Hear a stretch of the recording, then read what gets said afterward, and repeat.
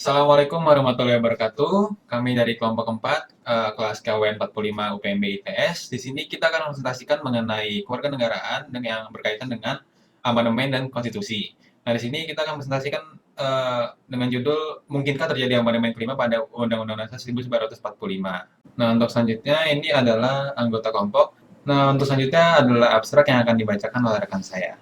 Sebuah negara memerlukan konstitusi supaya negara tersebut tetap teratur dan terhindar dari konflik. Tetapi sering berkembangnya zaman, terdapat peraturan yang belum tertulis, tertera, atau bahkan tidak sesuai dengan kondisi yang ada. Sehingga amandemen menjadi salah satu opsi yang harus dilakukan. Amandemen ini terkadang membawa pro kontra di kalangan pemerintah, bahkan hingga masyarakat jika sudah terdengar. Selama belum mendapatkan jawaban yang pasti, untuk urusan amandemen tidak dapat dilakukan.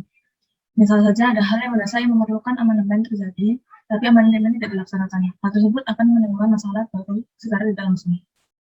Selanjutnya masuk ke bab 1 pendahuluan dimulai dari latar belakang. Menurut Dr. Wirjono Projodikoro, konstitusi berarti pembentukan. Dalam hal ini yang dibentuk adalah suatu negara. Jadi konstitusi mengandung permulaan dari segala peraturan mengenai suatu negara. Pada tahun 1998 terjadi reformasi hukum di Indonesia. Terbukti dengan terjadinya amandemen pada Undang-Undang Dasar 1945 hingga 4 kali. Hal yang paling dominan terlihat setelah Undang-Undang Dasar di amandemen ialah hilangnya kekuasaan MPR sebagai lembaga negara tertinggi. Sebelum amandemen, MPR merupakan lembaga negara tertinggi di Indonesia. MPR juga memiliki beberapa kebijakan, diantaranya menjadikan presiden sebagai presiden seumur hidup, presiden yang menjabat terpilih 7 kali berturut-turut dan meminta presiden untuk mundur dari jabatannya. Setelah amandemen, kekuasaan tertinggi di negara ini dipegang oleh rakyat. Namun, beberapa tahun terakhir, muncul wacana untuk mengadakan kembali amandemen kelima pada konstitusi. Berikut 3 isu sentral pengubahan Undang-Undang Dasar 1945. Yang pertama, memperkuat sistem presidensial, kemudian memperkuat lembaga perwakilan, dan yang terakhir adalah memperkuat otonomi daerah. Wacana ini tentunya menimbulkan pro dan kontra dari berbagai pihak. Nah, selanjutnya rumusan masalah yang akan kita bahas pada presentasi kali ini yaitu ada 7 poin. Yang pertama adalah apa pengertian konstitusi, yang kedua adalah apa tujuan dan fungsi konstitusi, kemudian yang ketiga adalah apa saja macam-macam perubahan konstitusi, yang keempat adalah apa pengertian amandemen, yang kelima adalah bagaimana sejarah amandemen di Indonesia, yang keenam adalah apa saja proses amandemen di Indonesia, dan yang terakhir adalah apa saja pro dan kontra dalam wacana amandemen UUD 1945 untuk kelima kalinya. Kemudian tujuan kita mempresentasikan PPT di video ini yaitu yang pertama untuk mengetahui pengertian konstitusi dan amandemen. Kemudian yang kedua adalah menambah wawasan mengenai wacana pengubahan konstitusi Indonesia untuk kelima kalinya. Kemudian yang ketiga adalah mengetahui apa saja pro dan kontra yang ditimbulkan akibat wacana ini. Dan yang terakhir adalah mengetahui sejarah dan proses penyempurnaan sistem ketatanegaraan di Indonesia sejak dulu. Nah, kemudian manfaat yang bisa kita ambil dari video ini adalah yang pertama yaitu sebagai sarana pemahaman bagi semua pihak mengenai wacana amandemen UUD 1945 untuk yang kelima kalinya. Dan yang kedua adalah sebagai sumber dan bahan masukan bagi penulis lain untuk menggali dan mengkaji topik ini. Untuk pengertian konstitusi sendiri adalah dokumen sosial dan politik bangsa Indonesia yang memuat substansi dasar tata negara. Selain itu, konstitusi juga merupakan dokumen hukum yang kemudian dikaji secara khusus untuk menjadi hukum konstitusi atau hukum dan tata negara yang merupakan hukum yang mendasari seluruh aspek kehidupan berbangsa dan bernegara. Tujuan dari konstitusi adalah pertama, adanya jaminan hak-hak asasi manusia. Sebagai sumber utama hukum, konstitusi harus melindungi hak asasi manusia yang telah melekat pada setiap individu sejak ia dilahirkan. Yang kedua, pedoman penyelenggaraan negara berdaulat. Yang ketiga, setiap negara harus memiliki pedoman konstitusi negara agar setiap negara dapat berdiri dengan teguh. Dan keempat, hubungan antar negara dan lembaga. Selanjutnya ada fungsi konstitusi. Yang pertama sebagai sumber tertinggi di negara ini yaitu Indonesia. Yang kedua sebagai penjamin dan pelindung hak asasi manusia. Sebagai kekuasaan pemerintah, sebagai pembatas untuk kekuasaan pemerintah. Selanjutnya ada sebagai piagam kelahiran serta sebagai identitas nasional. Next. Macam-macam perubahan konstitusi. Yang pertama bisa dilakukan oleh pemegang kekuasaan legislatif.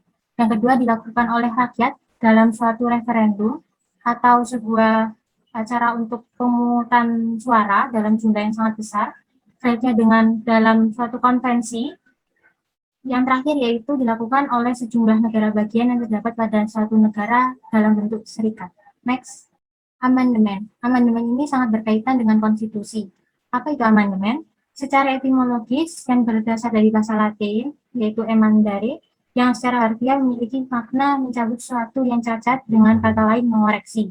Menurut ahli, Bapak Sutandio Widjo Subroto pada tahun 2001, tindakan amandemen UUD 1945 memiliki penafsiran sebagai langkah pelurusan atau pengoreksi terhadap undang-undang yang sudah ada. Baik, untuk bagian selanjutnya ada sejarah dan proses amandemen di Indonesia. Jadi di sini saya akan menjelaskan beberapa sejarah singkat dari periode yang telah disebutkan di PPT. Jadi yang pertama ada periode awal, yaitu pada tahun 1945 hingga 1949. Pada periode ini UUD belum diamandemen dan berjalan tidak cukup lama, yaitu di interval antara tanggal 18 Agustus 1945 hingga tanggal 27 Desember 1949. Naskah UUD yang dirancang oleh Panitia BPUPKI yang kemudian disahkan oleh PPKI pada tanggal 18 Agustus 1945 dan dianggap sah sebagai hasil perjuangan dan jeripaya dari Revolusi Bangsa Indonesia. Lanjut ke bagian yang kedua, ada periode pada tahun 1949 hingga 1950. Nah, pada masa ini sistem pemerintahan yang dianut di Indonesia adalah parlementer. Bentuk pemerintahan dan bentuk negaranya federasi, yang di dalamnya terdiri dari negara-negara yang masing-masing memiliki kedaulatan sendiri untuk mengurus urusan dalam negerinya. Hal ini merupakan perubahan UUD yang mengamanatkan bahwa Indonesia adalah negara kesatuan. Lanjut ke periode ketiga, yaitu UUD atau bisa disebut UUD sementara 1950, yaitu diberlakukan sistem demokrasi parlementer yang sering disebut sebagai demokrasi liberal. Rakyat Indonesia kemudian sadar bahwa UUD sementara pada tahun 1950 dengan sistem demokrasi liberal yang dianut tidak cocok karena aturan pokok itu mengatur bentuk negara, bentuk pemerintahan, dan sistem pemerintahan Indonesia. Lanjut ke bagian keempat, ada periode kembalinya UUD, yaitu pada tahun 1959 hingga 1966. Pada sidang konstituante 1959, banyak kepentingan partai politik sehingga gagal menghasilkan UUD baru. Maka pada 5 Juli 1959, Presiden Soekarno mengeluarkan dekret presiden yang salah satu isinya memberlakukan kembali UUD 1945 sebagai Undang-Undang Dasar dan pengganti Undang-Undang Dasar sementara pada tahun 1950. Untuk periode terakhir, yaitu periode kelima, atau biasa disebut dengan era reformasi. Pada era reformasi setelah pemilihan Presiden Soeharto, salah satu poin terpenting dari amandemen UUD tersebut pada masa ini adalah pembatasan masa jabatan presiden dan juga wakil presiden yang pada waktu itu dipegang oleh Bapak Soeharto. Next.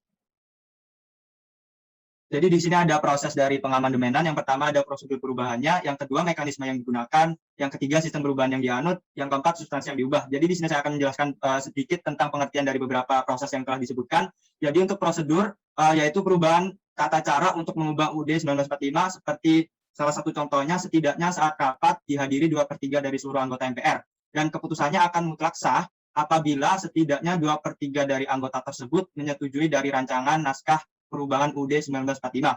Dan untuk yang kedua, mekanisme yang digunakan artinya yaitu runtutan proses dari perubahan amandemen itu sendiri. Seperti langkah pertama ketika naskah rancangan UUD beserta berbagai masalahnya dikemukakan dan diteruskan kepada Komisi A yang keputusannya kemudian diteruskan kepada sidang paripurna MPR untuk keputusan final. Jadi secara garis besar mekanisme ini runtutan awal bagaimana sebuah undang-undang dapat disetujui sebagai amandemen. Kemudian yang ketiga ada sistem perubahan yang dianut, yaitu sistem pemerintahan di Indonesia di sini dapat diartikan sebagai suatu struktur yang terdiri dari fungsi legislatif, eksekutif, dan yudikatif yang saling berkaitan dalam bekerja dan saling mempengaruhi satu sama lain. Dan yang untuk yang keempat, substansi yang diubah, yaitu isi dari amandemen itu sendiri. Baik, yang selanjutnya adalah pro dan kontra terkait perubahan amandemen kelima UUD 1945. Yang pertama adalah pro. Yang pro yaitu bagi pihak yang ingin melanjutkan amandemen, diantaranya beralasan bahwa amandemen kelima adalah penyempurnaan sistem tata negara, pemerintah, dan hukum yang berlaku. Yang kedua yaitu amandemen juga perlu demi terciptanya suatu tatanan sosial, politik, dan ekonomi, serta memiliki tujuan demi terciptanya suatu tatanan kenegaraan yang lebih baik di masa yang akan datang. Selanjutnya yaitu kontra. Perubahan konstitusi ini atau bisa disebut amandemen bukan merupakan suatu hal yang sepele, yang artinya harus dibutuhkan suatu kajian yang lebih mendalam dan matang mengenai perubahan aturan-aturan tersebut. Yang kedua, amandemen kelima juga berpeluang membunuh demokrasi karena berkemungkinan MPR kembali memegang kekuasaan tertinggi negara, sehingga suara rakyat dalam pemilihan presiden sudah tidak dibutuhkan lagi dan menjadi sepenuhnya kekuasaan MPR untuk memilih presiden. Yang ketiga yaitu presiden juga akan terkena imbasnya, memiliki pertanggungjawaban ganda yakni kepada DPR terkait pelaksanaan undang-undang dan MPR sebagai lembaga tertinggi negara di atas presiden. Yang selanjutnya yaitu adalah penutup yang akan dibacakan oleh rekan saya Fatihah. dari yang telah kita baca atau kita teliti, kesimpulan kami dapat adalah setelah mempelajari materi terkait konstitusi dan amandemen, kami menyimpulkan bahwa setiap negara pasti memiliki konstitusi yang berguna sebagai dasar hukum yang akan dibentuk pada masa yang akan datang. Pada Indonesia, UUD 1945 memiliki peranan sebagai konstitusi negara. Dalam perjalanan sejarah negara Indonesia tercatat telah dilakukan amandemen UUD 1945 sebanyak 4 kali hingga saat ini. Setiap amandemen disebabkan karena berbagai faktor, mulai dari politik, keinginan rakyat, dan ketidaksempurnaan hukum dan lain-lainnya. Berdasarkan sejarah tersebut, dapat disimpulkan bahwa suatu konstitusi negara dapat diamandemen bila mana terdapat kebutuhan yang penting dan tidak dapat diolah atau dipikirkan dengan konstitusi yang lama. Jadi sekian dari kami, kurang lebihnya mohon maaf. Wassalamualaikum warahmatullahi wabarakatuh.